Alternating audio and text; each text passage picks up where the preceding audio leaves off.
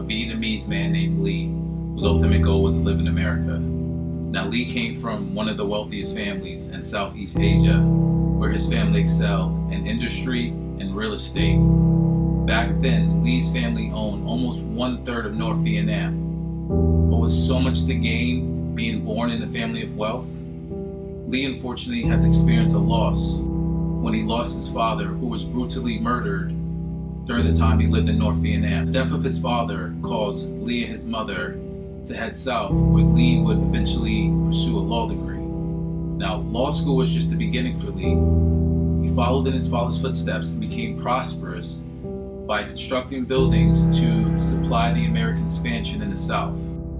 But despite his success, Lee faced constant adversity. The first challenge presented itself when Lee became one of the biggest builders in the country. His efforts were undermined after he was captured and put into prison while he was traveling through North Vietnam. With determination, Lee escaped from prison by killing 5 prison guards. After he got away, he headed back south, only to be captured by the South Vietnamese government under the suspicion of being a northern spy. Lee did time in prison, but after he got out, he started a very successful fishing company. Lee became one of the biggest canners in South Vietnam. Regardless of his success in fishing, Lee walked away after he caught news that the U.S. Embassy and the U.S. troops were pulling out the country.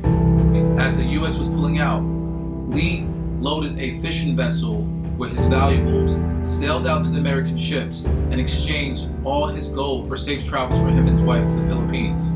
Once Lee and his wife arrived in the Philippines, Lee established and developed the entire fishing industry. But just like before, after all his hard work and success, Lee gave it up and decided to leave the Philippines for his ultimate dream, America. En route to America, Lee's wife will find him standing at the railing of the ship ready to jump. She asked Lee what would become of her if he decided to follow through.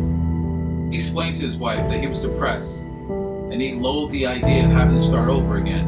In return, Lee's wife gave him encouragement, and she reminded Lee that no matter the challenges they faced ahead, that they can get through it together.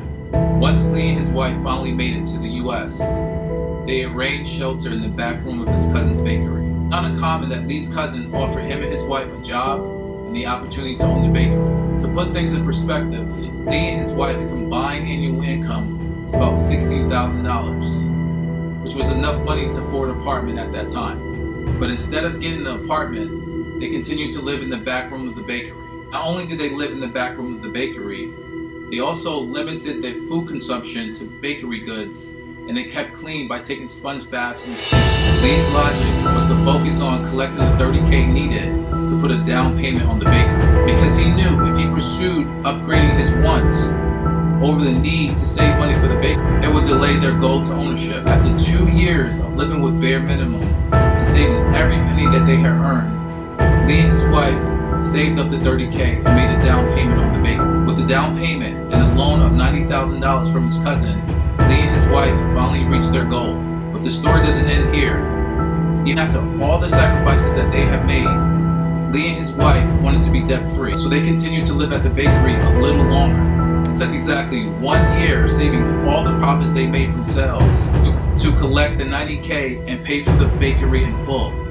Only then did Lee and his wife get an apartment and start enjoying the life they always wanted. Without a doubt, Lee and his wife went on to become millionaires, and to this day, they continue to practice the art of saving. If you have a dream that you're pursuing and you don't know what to expect as you embark on your journey, don't get discouraged, because we all stare at the unknown and become dream chasers. To better prepare yourself, here are 5 phases that you are sure to encounter as Lee did. Number 1, pain.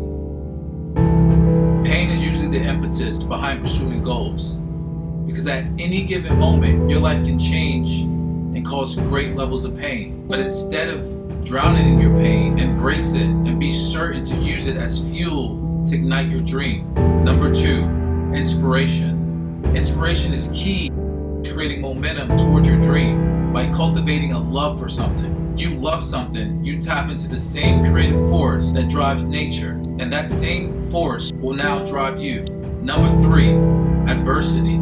Doors will close and people will reject you during this phase. Innately, when we face a challenge or obstacle, we want to give up. But without discomfort, the chance at novelty becomes elusive and growth becomes bounded by our level of comfort. Number 4, determination. To be determined means to stay focused on the end result and circumvent distractions that divert you from your mission. Those immense levels of focus are encountered when you discover your purpose. Number 5, sacrifice. Possibilities means new opportunities, which are created by sacrificing what we already have or know. When you sacrifice the things today, you renew the space for something much greater tomorrow. Peace.